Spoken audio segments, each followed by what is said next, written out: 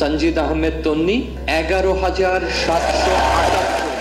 ঢাকা বিশ্ববিদ্যালয় কেন্দ্রীয় ছাত্র সংসদ ডাকসু ও হল সংসদ নির্বাচনে গবেষণা ও প্রকাশনা সম্পাদক পদে বিজয়ী হয়েছেন জুলাইয়ের পরিচিত মুখ সঞ্জিদা আহমেদ তন্নি। স্বতন্ত্র প্রার্থী ছিলেন তিনি। 11,777টি ভোট পেয়ে বিজয়ী হয়েছেন জুলাইয়ের যোদ্ধা। বুধবার 10 সেপ্টেম্বর সকাল 8:30টায় ঢাকা বিশ্ববিদ্যালয়ের সিনেট ভবনে আনুষ্ঠানিকভাবে ডাকসু নির্বাচনের এই ফল ঘোষণা করা হয়।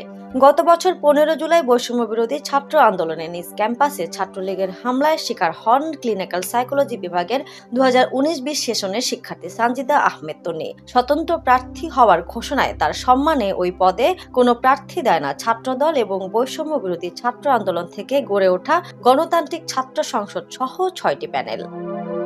Desk report, the news. দেশে দেশে সবার সাথে দ্য নিউজ।